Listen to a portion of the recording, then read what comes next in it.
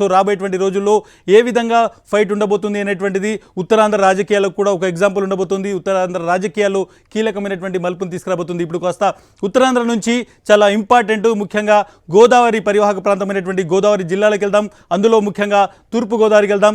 రాజమండ్రి నుంచి, కాకినాడ నుంచి మా ఇద్దరు ప్రతినిధులు రెడీగా ఉన్నారు. ఫస్ట్ నేను హరీష్ దగ్గరికి వెళ్తాను. హరీష్, ఒక విధంగా చూస్తే ఆంధ్రప్రదేశ్ రాజకీయాలకు ఇది ఒక హార్ట్ లాంటిది.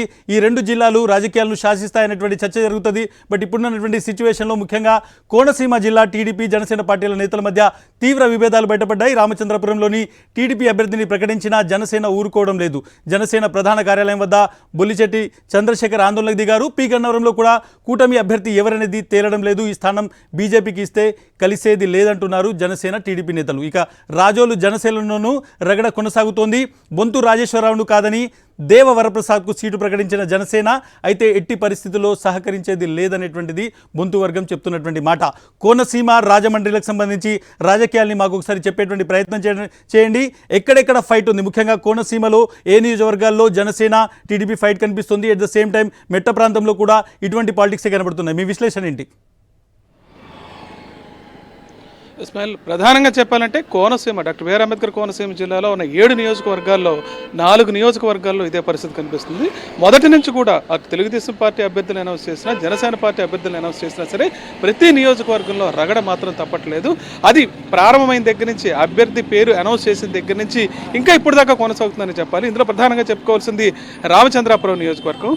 ఇక్కడ మొదటి నుంచి కూడా తెలుగుదేశం పార్టీకి సంబంధించి ఒక్క నాయకుడు కూడా అయితే లేదు. రెడ్డి సుబ్రహ్మణ్యాన్ని, అంటే కొత్తపేట నియోజకవర్గం నుంచి తీసుకెళ్లిన రెడ్డి సుబ్రహ్మణ్యాన్ని రామచంద్రాపురం ఇన్ఛార్జిగా చేశారు. ఆయన బీసీ సామాజిక వర్గానికి సంబంధించిన నాయకుడు.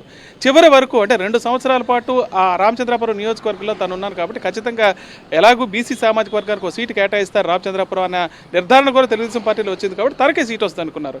ఆఖరి నిమిషంలో ఎవరైతే ఆర్థికంగా బలంగా ఉన్నారో అమలాపురం నుంచి వచ్చిన వాసంశెట్టి సుభాష్కి అక్కడ తెలుగుదేశం పార్టీ సీట్ ఇచ్చింది.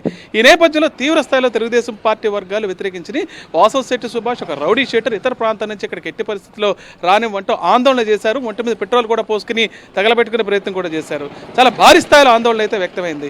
ఇంత జరిగినా సరే చంద్రబాబు అది పట్టించుకోకుండా వాసంశెట్టి సుభాష్కి అక్కడ టికెట్ ఇవ్వడం జరిగింది.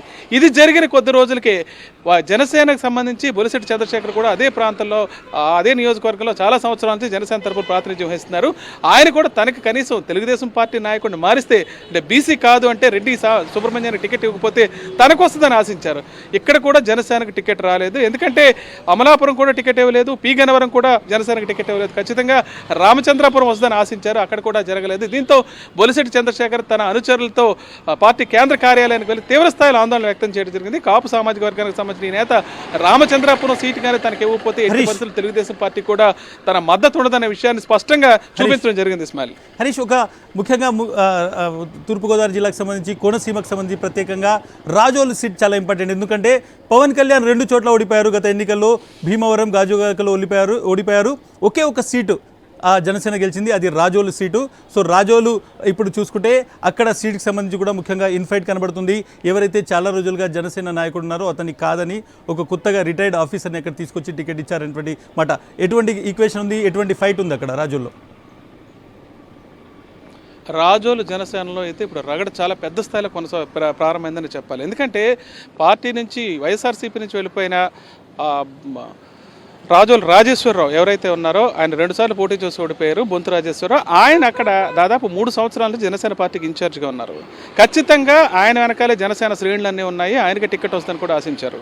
అదేవిధంగా రాజానగరం, రాజోలు స్థానాలు తానే ప్రకటిస్తానని ముందే పవన్ కళ్యాణ్ ప్రకటించడం కూడా జరిగింది. ఇంత చేసినా సరే చాలా కొద్ది రోజుల క్రితం వరకు రాజోలు ఎవరు పోటీ చేస్తారన్న విషయం మీద సందిగ్ధత అయితే కొనసాగింది. ఆ సందిగ్ధత ఇంకా ఇప్పుడు కొనసాగుతూనే ఉంది. ఎందుకంటే దేవ వరప్రసాద్ అనే మాజీ ఐఏఎస్ ఆఫీసర్ని తీసుకొచ్చి అక్కడ అభ్యర్థి కింద ప్రకటించారు. దీన్ని రాజోల్లో బొంతు రాజేశ్వరరావు వర్గం పూర్తిగా వ్యతిరేకిస్తుంది. ఎట్టి పరిస్థితుల్లో కూడా జనసేన శ్రేణులు ఎవరు ఈయనకు అనుకూలంగా పనిచేయమనే విషయాన్ని స్పష్టంగా చెప్తున్నారు. మరోవైపు తెలుగుదేశం పార్టీ కూడా ఇక్కడ జనసేనతో పాటు పనిచేయడానికి ముందుకు వచ్చిన ఎవరైతే ఎప్పుడైతే పవన్ కళ్యాణ్ క్యాండిడేట్ని మార్చేశారో ఈయనకి ఎట్టి పరిస్థితుల్లో మద్దతు ఇచ్చే పరిస్థితే లేదని వాళ్ళు కూడా స్పష్టం చేయడం జరిగింది.